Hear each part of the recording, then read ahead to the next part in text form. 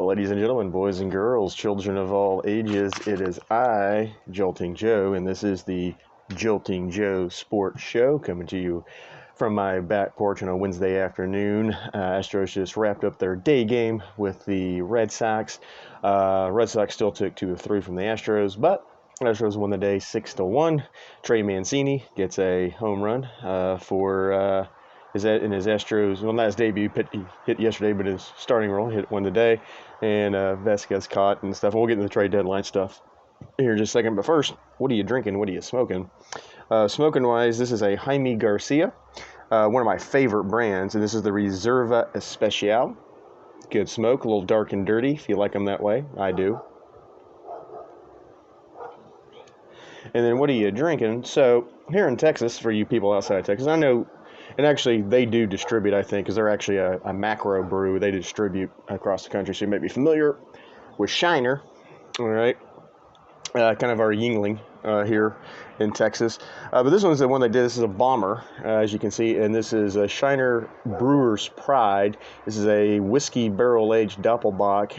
It was done in collaboration with Garrison Brothers, which is a whiskey, bourbon whiskey that they actually distill here in Texas in the hill country, kind of around, well, it's in High, which I know none of you know where the hell that is, but it's in the hill country around Fredericksburg, Texas.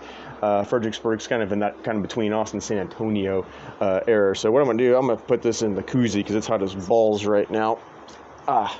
And actually, this fits pretty good in the, if you got a 24-ounce koozie, bombers will fit in a 24-ounce koozie. And let me go ahead and pour this here. Y'all can see. So once again, whiskey barrel-aged Doppelbock.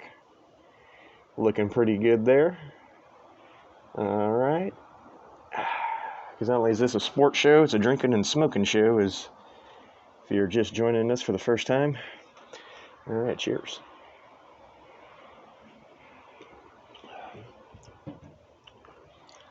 Not too bad. Definitely whiskey forward.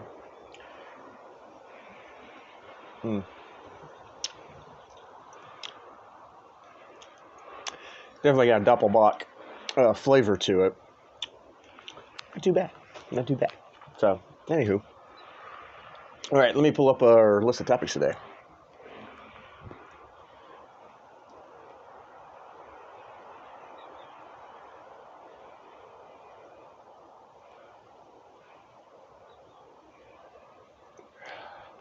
All right, here we go. All right, first and foremost, we did have a couple of passings in sports. So pour one out for the late, great Bill Russell, who, of course, won 11 championships, the most of any player in any sport ever. He had one for every finger and then one he could wear on a necklace. But passed away this weekend at the age of 88. So to Bill, one of the greatest NBA players of all time, the greatest of his generation for sure. All right. Second, last night, the late, great Vin Scully passed away at the age of 94.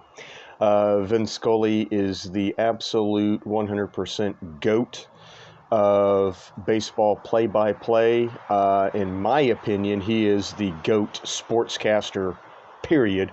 For play-by-play. He did call he called NFL games. He called the catch game with Joe Montana to Dwight Clark back against the Cowboys.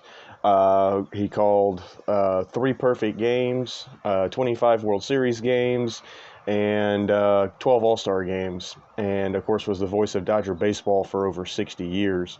But he's just the GOAT. If you've never listened to Vince Scully, I was fortunate enough to actually listen to Vince Scully. I think they were doing an MLB Network game, and it was the Dodgers.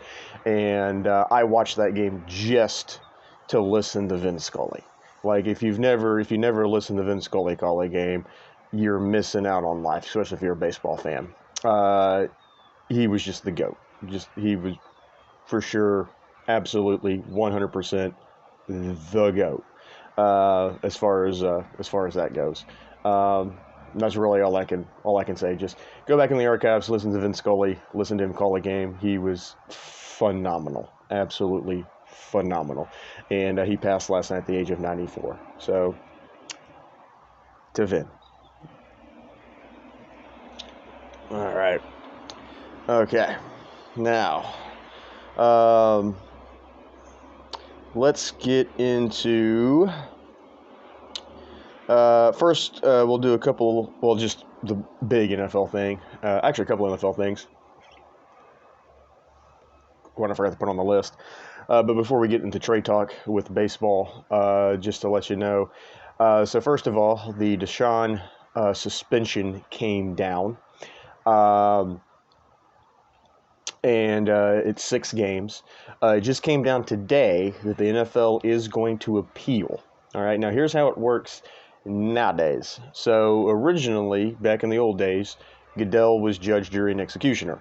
All right, for stuff, and of course he fucked some shit up, especially with Ray Rice. All right, because he gave Ray Rice like I don't know, like 2 games, 4 games, something like that. Then the video came out, and then he suspended him indefinitely when he knocked his girlfriend out in the elevator.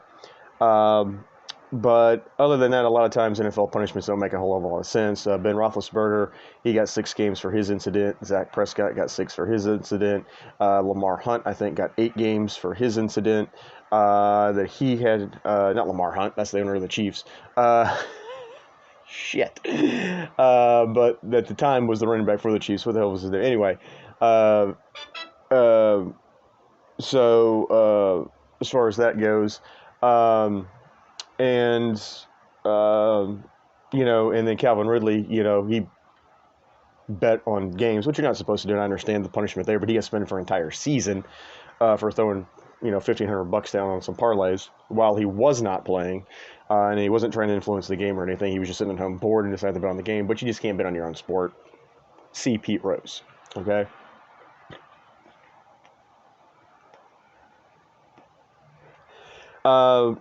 But they gave Deshaun 6, and like I said, the NFL wanted to suspend him for a year.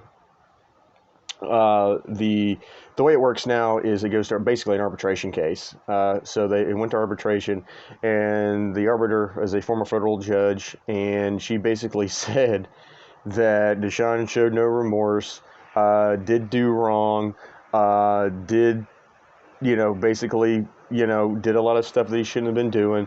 But really what it came down to is she made a distinction between a violent assault and a non-violent assault. And so while these a lot of times were unwarranted, unsolicited, were unwanted and unsolicited advances that Deshaun was making with these women, like getting the happy baby yoga pose and and being like, hey, can you rub here? Can you rub lower? Can you rub lower? Can you rub lower?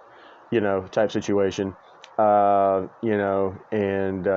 things of that nature. She decided that it was nonviolent, and basically she said what Deshaun did was wrong. All right, and he shouldn't have done it, and he did violate the personal conduct policy. But basically, she said there was no precedent set by the NFL to suspend somebody for a year. Because once again, going back to Ben Roethlisberger, which was a domestic, which was a domestic violence issue, that he got 6 games. Zeke Elliott, also domestic violence issue, got 6 games. And so, and then, like I said, not Kareem Jackson. Shit, who's the other running back for Kansas City? Hell, he's in Cleveland now. But anyway, he got, I think, 8 games. 6 to 8 for his issue too, and so basically she was making the difference, and she was saying like, this is a nonviolent thing, violent things tend to get more, but as far as the sexual stuff goes, nonviolence, and that's why she ruled the way that she did. Now, me personally, I think Deshaun should have gotten a full year suspension, at the very least half a season. They play 17 games now. But I think you could have suspended him for 8 or 9 games. I mean, I would have given him at least 2 more games and made it 8, suspending for 8 games. But and really, I thought he should have been suspended for the whole year. But also, too, to the judge's point, Goodell kind of dropped the ball too, because he could have put Deshaun on the exempt list last year, never did, and I think that was part of it too. Now, the NFLPA, the Players Association, the union, they, of course, said that they weren't going to appeal the suspension. They didn't want the NFL to appeal it either, because they were arguing for 0 games. But of course, the NFL is going to appeal, so we'll see how that how that goes. And apparently Goodell gets to pick the arbiter in that case, so we'll see how that shakes out. But then I think after that, if they do suspend him for a year, then I think Deshaun can actually sue in federal court over his suspension. I think so. That's the Deshaun issue. The other issue was with the Dolphins. The owner of the Dolphins, he got fined a shit ton of money, and also they got docked a couple of draft picks, and the owner also got suspended for 6 games as well for tampering, and also for the whole what was that thing? When Brian Flores said that the owner basically said, "I'll give you a bonus if you lose so many games." Let's see. Because let me see if I can pick up the Let's see if I can find the headline for that real quick. So here we go. Yeah, the Stephen Ross is the owner. So the NFL stripped the Dolphins of a 2023 first-round pick. They fined Stephen Ross $1.5 million for tampering with Tom Brady and Sean Payton. And like I said, they've also given him a 6-game suspension as well. Suspended through October 17th. He's not permitted to be at the facility or any of that stuff. So there you go. So that was that. So those are that right there is your NFL news. And once again, the NFL is appealing the Deshaun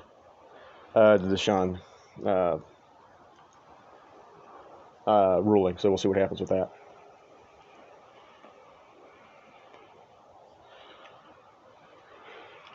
I'm Hugh Garcia. That's a good cigar, man. Tell you what. Drink some more beer here. Yeah. All right. So that's kind of your NFL news right now. Once again, everybody's in training camp and shit. So, but like I said, the big thing was the Deshaun decision coming down, which is being appealed, obviously. And then also the Dolphins owner, Stephen Ross, getting fined for all that kind of stuff, and suspended as well, and docked a draft pick. So there you go. All right. Big news of the week, the MLB trade deadline, baseball trade deadline. It was 6 o'clock Eastern yesterday, 5 o'clock Central here in the Central Time Zone. A lot of movement, actually, on Monday, the 1st, and a lot of movement yesterday, even more movement yesterday. So let me just give you some stats here. First of all, every team in Major League Baseball made at least one trade, with the exception of the Colorado Rockies. They were the only club that did not do a single damn thing. But so 29 of the 31 teams, they actually made trades. Once again, the Rockies only ones to do it. 33 players were traded on Monday. Another 69, yeah.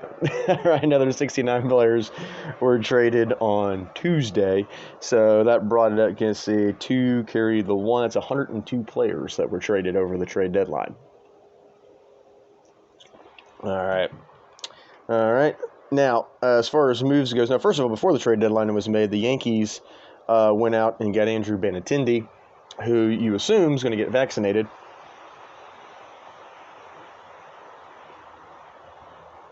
Because to enter the country of Canada, you have to be vaccinated. Now, Whit Merrifield, who actually got traded to Toronto, and also Andrew Benintendi, when they were playing for the Royals, they did not go to Toronto because they were not vaccinated, and Canada would not let them into the country, and they won't let anybody, doesn't matter who you are. Canada will not let you into the country without a COVID vaccination. And Whit Merrifield basically said that, yeah, I mean, if I went to a contender, I mean, I'd definitely think about getting a shot, and which at the very least was honest. Basically saying, you know what, I'm on a shit team, I don't give a fuck. But you trade me to a contender, if they want me to get vaccinated, yeah, I might do it. So he's traded to a contender and Whit Merrifield got traded to Toronto. So I'm assuming that he is going to get he's going to get vaccinated. And then Andrew Benintendi, of course, was not either. But the Yankees play Toronto, of course, and the Yankees of course, can very easily play Toronto in the division series of the playoffs. Because remember, we got 3 wildcard teams now, and then the worst division winner, and then the 3 wildcard teams. We're going to play a 3-game series just at the one site. So whoever's got the better record, so 3 seed will host all 3 games. They'll play 3 should play 6, and then 5 will play 4, and then I think. And then 5 or 4 seed will get all their games there too. But depending on how how it kind of breaks down and everything, of course the Yankees could be playing the Blue Jays in the playoffs, and so obviously Benintendi's probably going to get vaccinated so he can play. I'm sure the Yankees still are going to say something, or that was maybe even been part of the trade.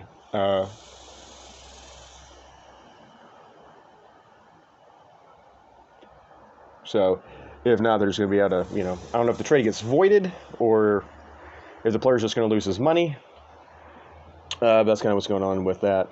Kind of the first big thing that hit with the trade deadline was the Milwaukee Brewers dealt Josh Hader, who's in his last year of his contract. Let me actually pull up the standings, too, so I can let y'all know where the hell everybody's at.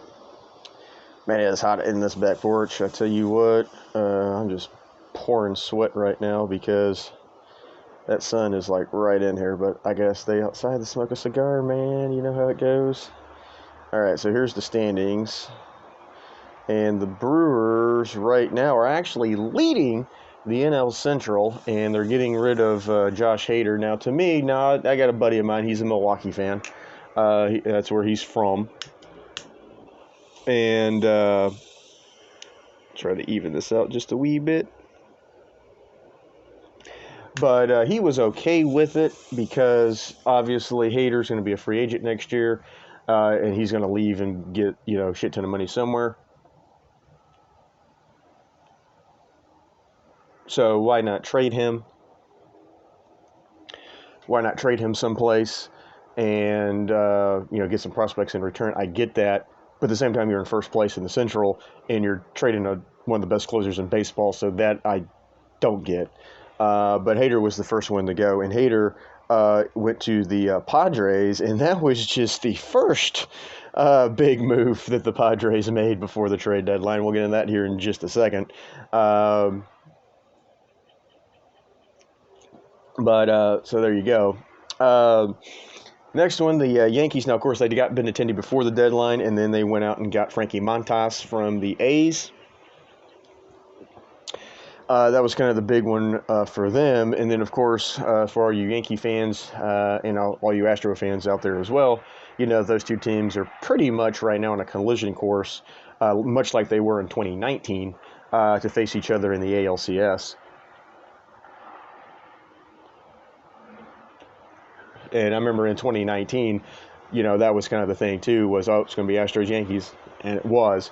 And so kind of this year, too, it's going to be the same thing. It looks like, the 2 best teams in baseball right now, the Yankees and the Astros. And it looks like that they're going to, both be on a collision course with each other. Now, here's the thing. The Astros went and got Trey Mancini from Baltimore, who actually hit a home run today, so go Trey Mancini. They went and got him from Baltimore. The thing about the Astros is Brantley is ailing. Brantley still has shoulder inflammation, still hasn't swung a bat yet. Don't know when Brantley's coming back. Don't know if Brantley's coming back. So they needed somebody basically to replace Brantley. And Trey Mancini fits perfectly, I think, because Trey Mancini can play some first base, he can play some outfield, and he's got a decent bat too. And his home runs will go up with the short porch in left field with the Crawford boxes. It's only 315 out there. And had he not played in Baltimore, he actually would have and played at Minute Maid this whole season. He'd actually have more home runs because obviously Baltimore's deeper park out there in right field. All right, but so Mancini should be should be okay as far as that goes. So I think I liked it. I thought it was a good trade. The Astros, it was a 3-way deal actually involving Baltimore, Tampa, and the Astros. And so Mancini came to the Astros. We then sent Jose Siri to Tampa, which I'm okay with. Siri, I think, is going to be a good player once he gets the bat figured out. He just can't hit major league pitching.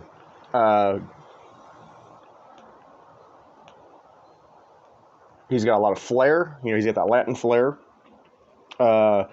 And he's fast as hell.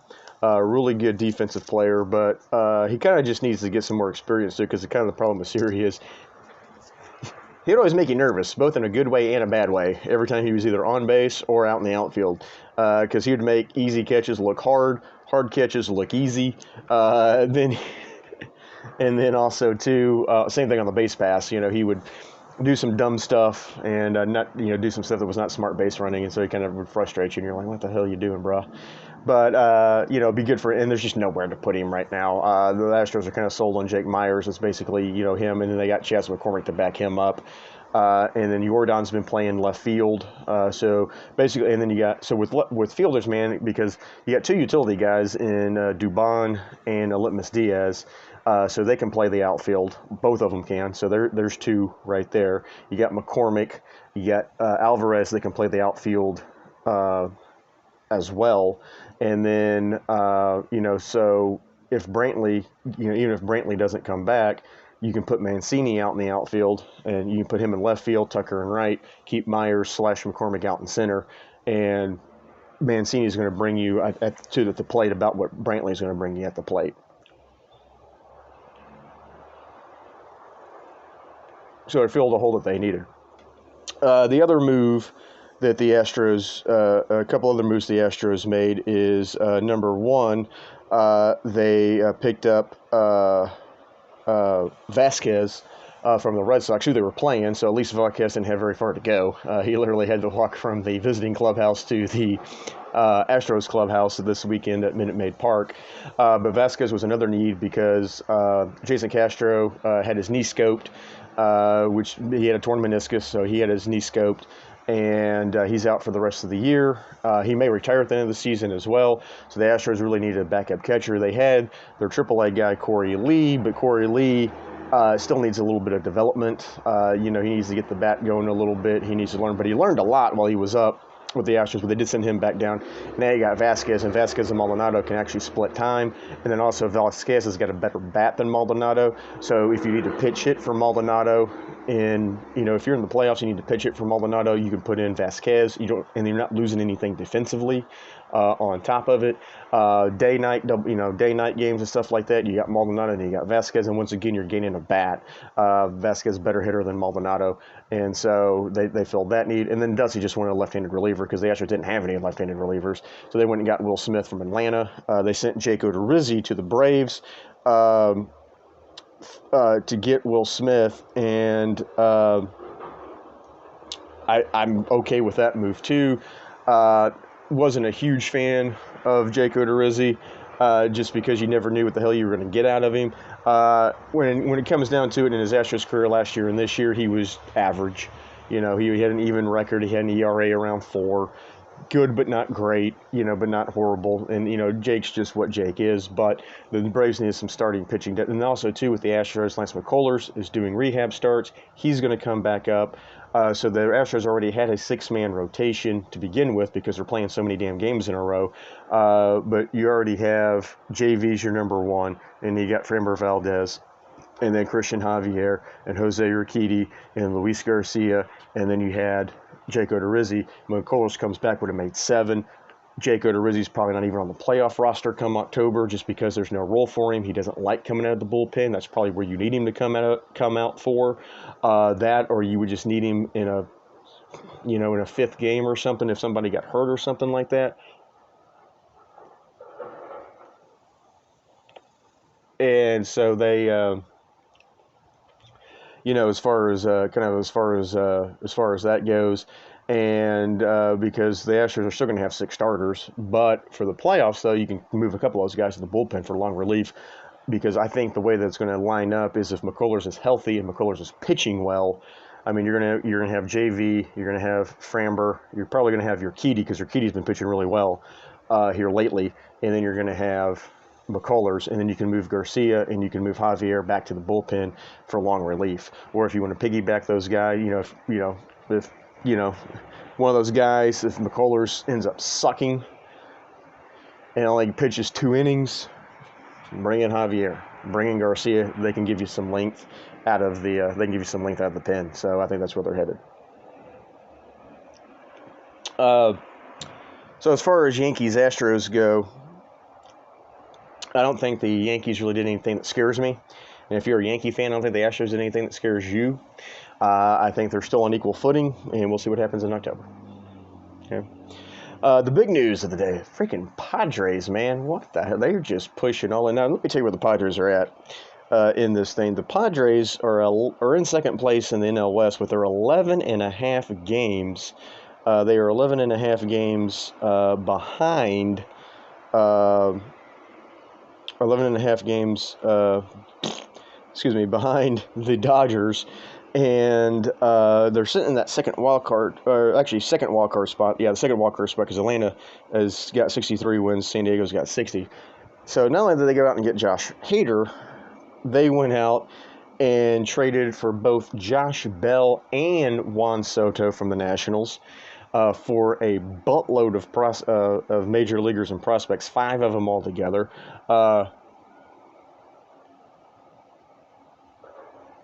Hosmer was supposed to be part of the trade, but Hosmer has a no-trade clause, and he nixed the trade to Washington.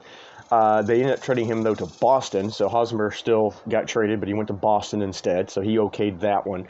But they went out and got Josh Bell and Juan Soto, so holy crap. So you're looking at Fernando Tatis when he gets back, Manny Machado, Juan Soto, Josh Bell. I mean, those 4 guys right there alone, holy hell, man. And then pitching-wise, you got Joe Musgrove, you've got Yu Darvish, you've got Blake Snell. So, damn, Padres. And then they went and got a closer in Hader. Damn, Padres. Padres making all the moves yesterday. And they kind of rounded out the Phillies. And let me tell you where the Phillies are at right now. The Phillies are in third place in the the NL East, 9.5 back of the Mets, but they are in the thick of the wild card hunt. Now, right now, it's Atlanta and San Diego, and then it would be actually Philly by 1 game right now. Philly would be the third wild card spot. So Philly went out and got Noah Syndergaard from the Angels, and so they ended up making that move. All right, so that's what ended up happening there. So it was a busy day, but as far as that goes, but yeah, like I said, the Padres, I think. Oh, come on, baby! I know you got juice. There we go. All right, so the Padres, I mean, they went out and made a big splash, and, they got Juan Soto for at least 2 years. Obviously the Nats had offered him that big contract, which came out on an annual, what do they call it, annual average or whatever, for $29 million a year.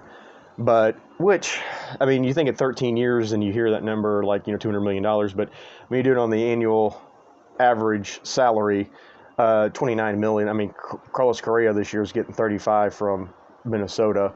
God knows what Shohei Ohtani's going to get in 2024, especially since he plays both ways. He could end up making, $35, $40 million. A lot of these pitchers, Justin Verlander, before the Tommy John, was making $33 million a year, I believe. Greinke was making $30-something million a year before he went back.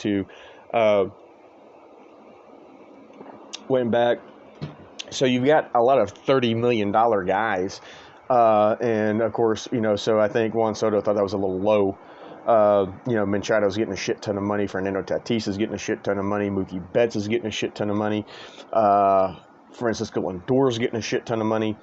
And so I'm sure that Juan Soto wants to be in that $30 million club, and at 29, he just was like, nah. So, but he's still going to make $20-something million in arbitration the next 2 years. And then he can go wherever he wants after that. So, but they're going to have him, the Padres are going to have him for at least a couple of years. So we'll see how that works out. And then Josh Bell's a free agent at the end of this year. Same thing with Vasquez for the Astros. They just got him kind of as a rental because they just need a backup catcher right now. I think Corey Lee's going to be there next year, but he's got to get his shit figured out, young guy. So, and Vasquez even said he might even go back to Boston. We've seen that before. Earl Stratman got traded from the Yankees to the Cubs and went back to the Yankees. So he could very easily do that. So we'll just kind of wait and see what happens with all that kind of stuff. So yeah, there you go, guys. There's your weekly update, and as far as that goes, and yeah, all trade deadline and a little bit of NFL. So there you go, and a couple of passings. So all right, well, the playoff race is heating up. We're in August, dog days of summer. Got training camp underway. Preseason's getting ready to start for the NFL, and so we'll start getting some more talk a little bit later. But on that note, hope everybody has a good rest of their week. Cheers, y'all. Ooh, excuse me. But cheers, y'all. And we'll see y'all next week.